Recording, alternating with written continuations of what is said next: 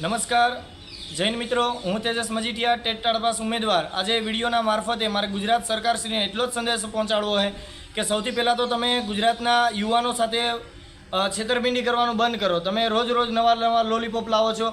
આજે છેલ્લા વર્ષ દિવસથી અમે કાયમી શિક્ષકની ભરતી માટે સતત સરકારશ્રી પાસે રજૂઆત કરેલી. તમે દર વખતે નવો લોલીપોપ લાવીને અમારી સાથે અન્યાય કરો છો, અમને ભટકાવો છો, અમને ભરમાવો છો. અમે વર્ષ દિવસથી ગઈ 10/7/2023થી લઈને આજે વર્ષ દિવસ થઈ ગયું, તેમ છતાં પણ કાયમી શિક્ષકોની ભરતીનું હજી કોઈ પણ પ્રકારનું હલચલ નથી દેખાતી. કેમ? તમને જ્યારે અમે વર્ષ દિવસ પહેલાં પણ જ્ઞાન સહાયક તમે લાવ્યા, ત્યારે અમે શિક્ષણ મંત્રીને મળવા ગયેલા, ત્યારે શિક્ષણ મંત્રીએ એવું કીધું હતું કે જ્ઞાન સહાયક છે એક વૈકલ્પિક વ્યવસ્થા અને કાયમી ભરતી છે એ ક્રમિક ચાલતી પ્રક્રિયા છે, એ તો સતત ચાલુ જ રહેશે. વર્ષ દિવસ પૂરું થઈ ગયું, તેમ છતાં પણ કાયમી ભરતી માટેનું કોઈ પણ પ્રકારનું ઓફિશિયલ નોટિફિકેશન નથી આવ્યું. અમે ગયા મહિને જ્યારે ગાંધીનગરના ચોકમાં એક સાથે હજારોની સંખ્યામાં ભીડ એકઠા થઈ હતી, ત્યારે અમારા જુસ્સાને શાંત કરવા માટે થઈને તમે 24,700નો પ્રેસ કોન્ફરન્સના માધ્યમથી તમે 24,700ની જાહેરાત પણ કરી. પરંતુ જ્યારે અમે ઓફિશિયલ જાહેરાત માગવા માટે આવીએ છીએ ત્યારે તમે એમ કીધું હતું કે ટૂંક સમયમાં અમે ફરીથી તમને ઓફિશિયલ જાહેરાત કરીશું. પરંતુ આજે વહેલી સવારે ન્યૂઝપેપરનું કટિંગ જ્યારે જોઈએ છે ત્યારે તો તમે ફરીથી જ્ઞાન સહાયક લાવો છો.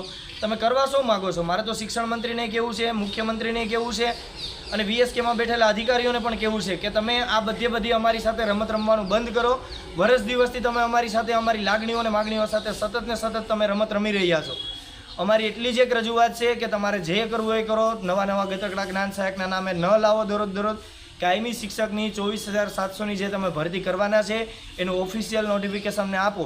જો અમારું ઓફિશિયલ નોટિફિકેશન નહીં લાવવામાં આવે તો અમે ફરીથી ગાંધીનગરના ચોકમાં હજારોની સંખ્યામાં ભીડ એકઠા થશું. પછી જ્યારે અમે એકઠા થઈએ છીએ ત્યારે તમે એમ ન કહેતા કે શા માટે આવ્યા છે. અમે ઓફિશિયલ નોટિફિકેશનની રાહ જોઈએ છે. આવતા મહિનાથી તમે કાયમી શિક્ષકોની ભરતી કરવાના હોય તો ફરીથી શા માટે તમે જ્ઞાન સહાયક લાવો છો? મારે તો એટલું જ કહેવું છું, બે હાથ જોડીને ગુજરાતના તમામ શિક્ષણ વિભાગ સાથે સંકળાયેલા અધિકારીઓ હોય, મંત્રીઓ હોય, નેતાઓ હોય કે મુખ્યમંત્રી હોય, બધા જને મારી એટલી જ અરજ છે કે કાયમી શિક્ષકની ભરતીનું 24,700નું ઓફિશિયલ નોટિફિકેશન અમને